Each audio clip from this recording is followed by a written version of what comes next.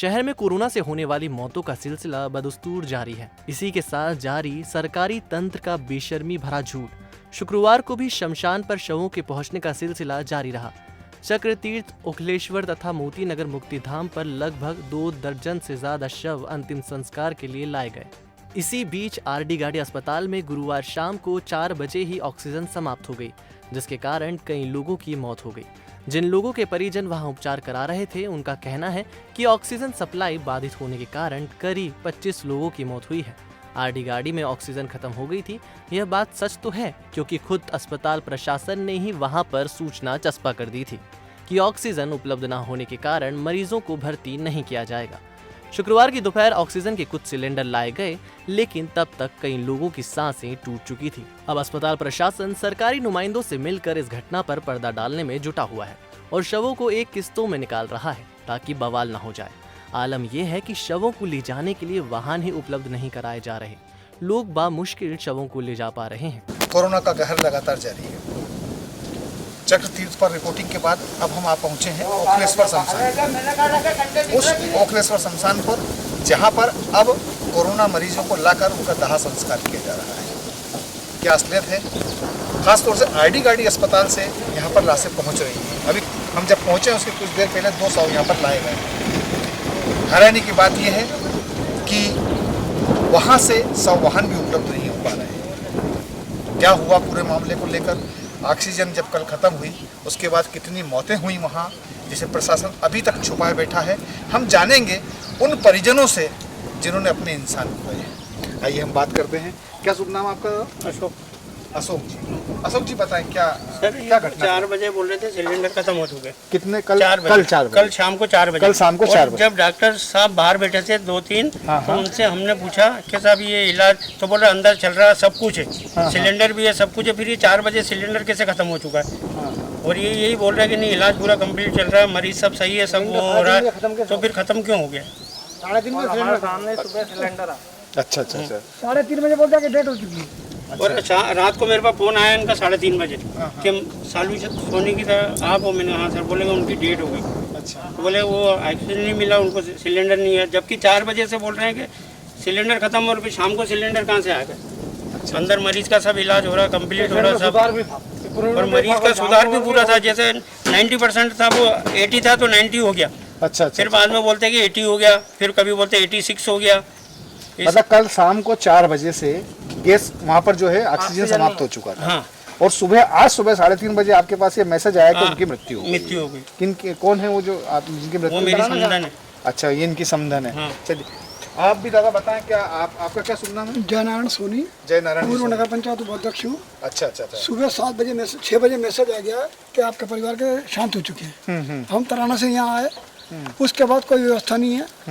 पूरे उज्जैन डिस्ट्रिक्ट के अंदर उज्जैन जिले में एक गाड़ी शववाहन चल रहा है। सुबह 4 बजे बैठा। उसके बाद मैंने माननीय महेश परमार से निवेदन करा, उमेश शर्मा से बोला। जब उन्होंने जयसिंह दरबार वाली गाड़ी भिजवाई, उससे लेके हम शर्मा जी की 2 लाशें लेके हम यहाँ आए हैं। शर्मा जी मतलब ये जो परिवार है? हाँ। अच्छा। उमेश शर्मा ने व्यवस्था कराई, जयसिंह दरबार की महेश परमार ने व्यवस्था करवाई है। बाकी शासन की तरफ से कोई किसी जनप्रतिनिधि ने आपका कोई सहयोग नहीं हुआ। अच्छा। चलिए बता शर्मा जी, आपके परिवार के सदस्य? शर्मा है, मेरे ब्रदर हैं, लेकिन शव वाहन के लिए हमको बहुत दिक्कत आई। हम सुबह 8 बजे से यहाँ पर आ गए थे, तो लगभग 2-2.5 बजे तक हमको इंतजार करना पड़ा, और बड़ी मुश्किल से अपने मतलब व्यक्तिगत सोर्सों से मतलब फिर हमने प्रयास करके इसके लिए आए, और फिर एक साथ 2 बॉडी लेकर आए यहाँ पर। वार्ड की व्यवस्था नहीं थी, वाहन आने के बाद भी समस्या थी। मतलब हमको वहाँ से फिर उसके लिए भी बहुत वेट करना पड़ा। ऐसा सुनने में आया कि ऑक्सीजन खत्म होने के बाद बहुत सारे लोगों की वहाँ पर डेथ हुई। नहीं, इसका मेरे को नहीं सर हुआ है वहाँ 17 नंबर तो है अभी एक के, जबकि वहाँ 20। क्या बता रहे थे आप? वार्ड वाई व्यवस्था 2 घंटे पर वाहन आने के बाद भी 1 घंटा कम से हम वेटिंग करते रहे शव को उठा के मुक्तिधाम की गाड़ी में रखने के लिए। 1 घंटा वेट किया। वार्ड बॉय भी नहीं है वहाँ पे उठाने के लिए, बैठने वाले। अच्छा। उठा के रख दे। अब हमारे को कोई जाने नहीं दे रहा है। हम इस पेशेंट के बारे में कोई इनके हिसाब में तो हमारे को उठाने भी नहीं दे रहा। हम किस हिसाब से हाथ लगा? आप कुछ बता रहे थे कि ऑक्सीजन को लेकर वहाँ पर कई लोग। हाँ, शाम को 4 बजे ऑक्सीजन खत्म हो गया था, और उसके बाद भी ऑक्सीजन उपलब्ध नहीं था, और डॉक्टरों के लापरवाही की वजह से वहाँ पे कंटिन्यू डेथ। कितनी डेथ हुई आपकी जानकारी में वहाँ पर? सर 27 का सुन रहे हैं सर। हमें तो वहाँ खबर लगी थी 17 नंबर तो है किसी का। 17 नंबर वाला हमारा 17 नंबर तो मेरे पास बैठा था, वो लगा 17। मौत वहाँ पर हो हाँ चुकी वो आईडी गाड़ी। हाँ वो एक जो सामने है ना उसमें रख रखी उन्होंने लाशें। अच्छा, आप बता रहे थे कि वो लाशों को जो है वो यहाँ पर किस्तों में लेकर आ रहे हैं। हाँ किस्तों में ला रहे हैं। कैसे? एक ही वाहन है, एक ही वाहन से सबको ले जा रहे हैं। एक ही वाहन की कोई व्यवस्था नहीं है। तीन रखना था, तीन को रखना था।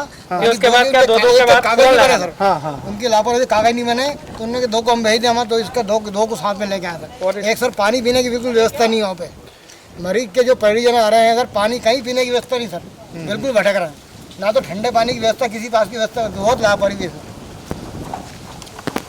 तो आपने सुना कि किस तरीके से आईडी गाड़ी अस्पताल एक बार फिर मौत का चेंबर बन चुका है। और ये जितने लोग हैं उनका ऐसा कहना है कि वहाँ पर कल शाम को 4 बजे जो है वो ऑक्सीजन ख़त्म हो गई थी। उसके बाद लगभग 25 लोगों ने दम तोड़ा है। और जिन लोगों ने अपने परिजनों को खोया है उनका ये भी आरोप है कि आईडी गाड़ी अस्पताल में भारी लापरवाही बरती जा रही है। वहाँ पर शव पड़े हुए हैं, कोई उनको उठाकर शव वाहन में डालने वाला नहीं है, शव वाहन भी उपलब्ध नहीं है, कोई उनकी सुन नहीं रहा है। और मौतों को छुपाने के लिए खेल ये खेला जा रहा है कि वहाँ से 3-3, 4-4 लाशों को अलग अलग शमशानों पर भेजा जा रहा है ताकि लोगों को ये पता ना चले कि यहाँ कितने लोगों की मौत हो चुकी है। बहरहाल एक बार फिर हम यही कहेंगे कि इस संकट काल के अंदर प्रशासन जो है मुंह छुपाने के बजाय वास्तविकता से जो है वो दो चार हो और ऑक्सीजन की व्यवस्था जो अस्पतालों में लगातार कम हो रही है जिसकी वजह से मौतें हो रही हैं, ऑक्सीजन की व्यवस्था की जाए। लगातार मौतों का आंकड़ा बढ़ रहा है और कहीं ऐसा ना हो कि जो समाज आज इन नेताओं को वोट देकर यहाँ तक लेकर आता है उनकी बेरुखी उनके लिए जो है वो तकलीफ का कारण बन जाए। बहरहाल ओखलेश्वर शमशान घाट से शकील खान के साथ अभय तिरवारी, अभय न्यूज़ के लिए।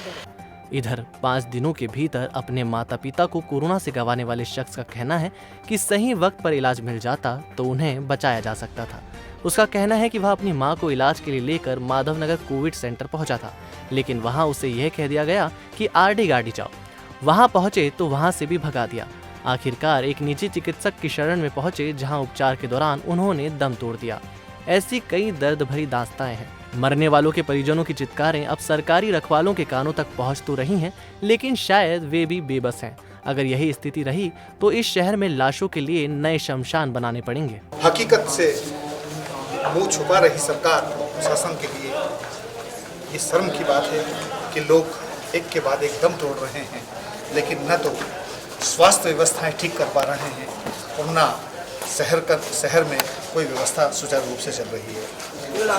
मैं यहाँ पर चक तीर्थ पर मौजूद हूँ एक ऐसे बेटे के साथ जिसकी परिवार में माता पिता की मात्र 5 दिनों में मृत्यु हो गई है। अंतिम संस्कार चल रहा है।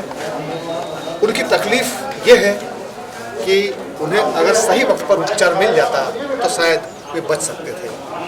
अस्पतालों के अंदर मरीज और उनके परिवार वाले चक्कर लगा रहे हैं।